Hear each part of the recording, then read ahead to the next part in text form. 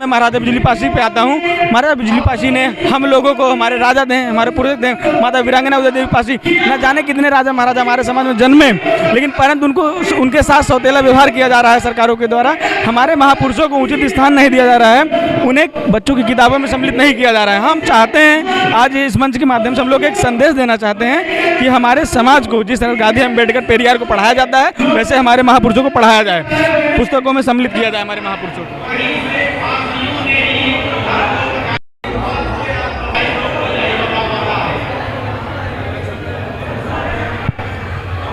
नमस्कार दोस्तों, मैं रवि कुमार, आप देख रहे हैं द बहुजन नामा। दोस्तों, आज मैं मौजूद हूँ मछली शहर में। यहाँ पर देख सकते हैं एक कार्यक्रम का आयोजन किया गया है, जो कि आज मनुस्मृति दहन दिवस और महाराजा बिजली पासी जी के जन्म दिवस का कार्यक्रम के अवसर पर, मतलब जन्म महाराजा बिजली पासी जी के जयंती का कार्यक्रम आयोजित किया गया। आइए हम बात करेंगे सीधा हमारे साथ इस कार्यक्रम के मुख्य अतिथि पूर्व IAS के माननीय कृपा शंकर सरोज जी हमारे साथ मौजूद है। आइए हम उनसे सीधा बातचीत करेंगे। सबसे पहले सर, आज मनुस्मृति दहन दिवस और महाराजा बिजली पासी जी के जन्म दिवस की हार्दिक बधाई। धन्यवाद आप सभी को और समस्त देशवासियों को मनुस्मृति दहन दिवस और महाराजा बिजली पासी के जन्मोत्सव की बधाई देता हूँ। क्या कहेंगे सर, जिस प्रकार से देखा जाए तो आज बड़े पैमाने पर आज के दिन लोग क्या कहते हैं मनुस्मृति दहन दिवस और महाराजा बिजली पासी जी को जयंती मनाने का कार्य कर रहे हैं, जिससे कि महाराजा बिजली पासी जी के इतिहास को अगर देखा जाए तो सिलेबस में कहीं दूर दूर तक करनाता ही नहीं है। पहले का जो इतिहास लिखा गया उसमें बहुत सारी बातें लिखी ही नहीं गई। उदाहरण के तौर पे मैं आपको बताऊं कि मदारी पासी जो सन 1921 से 23 के बीच में एका आंदोलन के नेता थे और पश्चिमी उत्तर प्रदेश के बहुत सारे ज़िलों में छोटे और सीमांत किसानों का प्रतिनिधित्व उन्होंने किया। यहाँ तक कि HSRA चंद्रशेखर आज़ाद भगत सिंह का जो संगठन था, उसको भी मदारी पासी के संगठन ने सहायता दी, पर उसका कहीं हम लोगों ने पढ़ा ही नहीं है। इस तरह बहुत सारी चीज़ें हमें इतिहास में बताई नहीं गई। अब लोगों में जागरूकता आ रही है और हमारा समाज जागरूक हो रहा है, अच्छी बात है।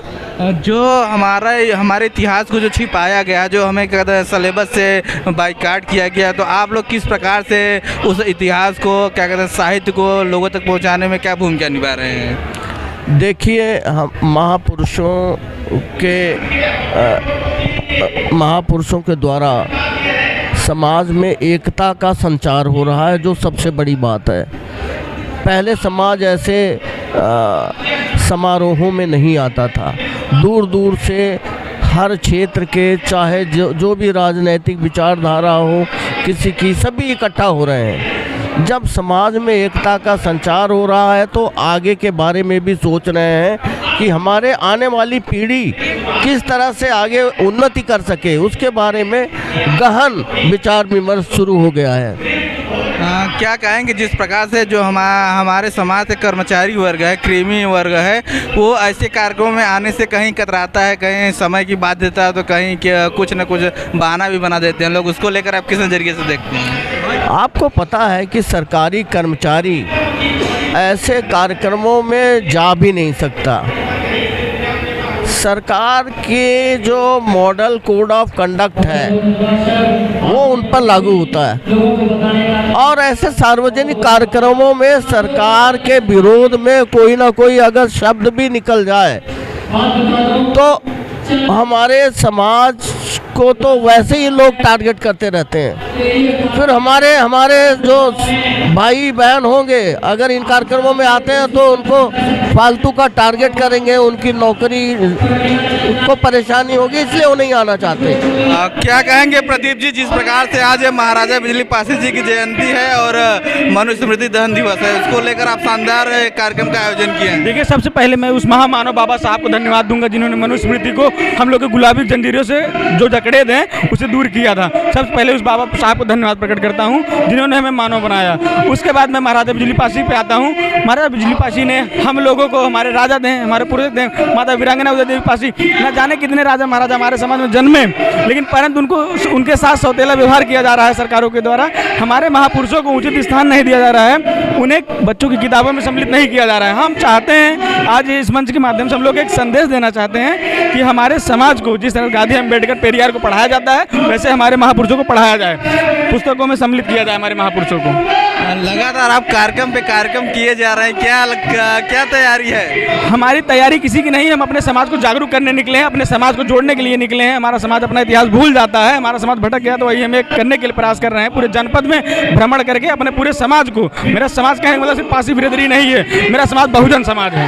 मैं बहुजन समाज की बात कर, लेकिन हाँ कहीं ना कहीं मैं किसी जात से मिलान करता हूँ, इसलिए हमारा कुछ इतिहास रहा, मैं उसका भी कहता हूँ। कुछ लोग तो कह रहे हैं कि क्या कहते हैं 25 और 27 नज़दीक आ रहा है, उसकी तैयारी कर रहे हैं। नहीं, अभी ऐसा कुछ भी नहीं है। हम अपने समाज सेवा करते हैं, अपने समाज में हमारे क्षेत्र में जाएंगे। हम दिवाली नहीं मनाते हैं, हम होली नहीं मनाते हैं। दिवाली के दिन अपना छोड़ के हम लोगों को जो है नाश्ता पानी की व्यवस्था करवाते हैं। हम पटाखा पुड़की नहीं लगाते, क्योंकि हमारा समाज अगर भूखा सो रहा है तो हम नहीं ऐसी चीज़ों को। हर दिन हम देखते हैं आप क्या कहते हैं अपने जन्म दिवस पर मिठाइयाँ बांटते हैं, कंबल गरीबों में बांटते हैं, भोजन भी बांटते हैं। ये सब प्रेरणा आपको कहाँ से मिली ये सब करने? ये सब सबसे पहले बात हमने माता पिता से सीखे, क्योंकि हमारे पिताजी न जाने कितने लोगों को नौकरियाँ दी हैं। मेरे पिताजी डोनियर में काम करते हैं, आज भी लोग जाते हैं, न जाने कितने लोगों को उन्होंने जॉब दिया। और हमारे प्रेरणा स्रोत बगल में बैठे हैं ब्रिजेश भैया, ये भी कहीं ना कहीं हमें प्रेरणाएं देते रहते हैं, और जहाँ जरूरत पड़ती है भैया सहयोग भी करते हैं, और हमें आज जनपद में मजबूत कर रहे हैं। कहीं ना कहीं भैया का बहुत बड़ा योगदान रहा है। आइए हम ब्रिजेश जी से भी बात करेंगे। क्या कहेंगे सर, जिस प्रकार से देखा जाए तो हमारे राजा महाराजाओं का इतिहास को क्या कहते हैं छिपाया जा गया है, और सिलेबस में उनका नाम तक नहीं है। हमारे राजा महाराजा जो थे उनका अनुसरण करके हम आगे तो कुछ नहीं कर सकते, लेकिन उनका अनुसरण करके हम शिक्षा को लेकर के मजबूत बन करके फिर से राजा की जो विरासत होती है उसको बचाया जाना चाहिए।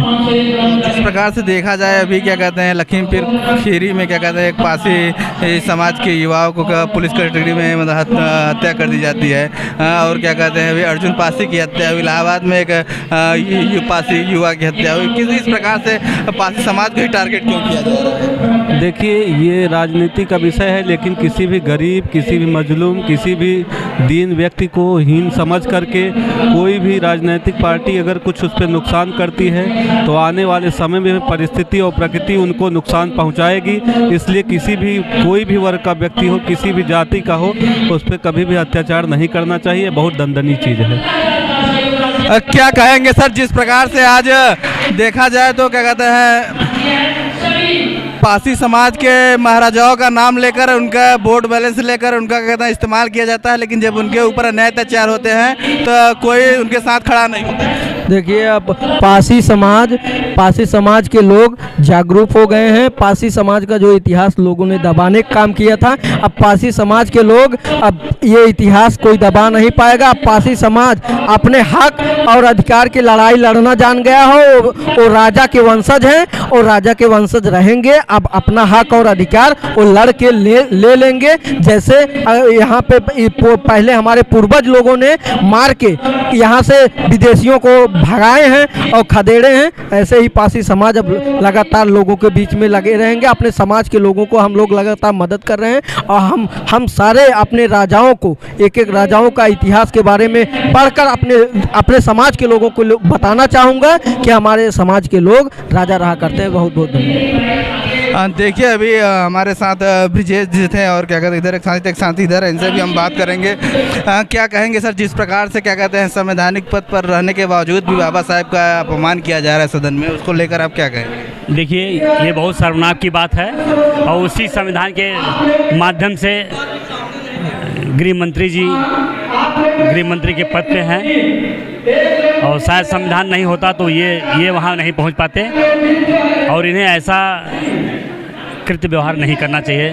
संविधान को लेकर, बाबा साहब को लेकर ऐसा अप्रिय व्यवहार नहीं करना चाहिए।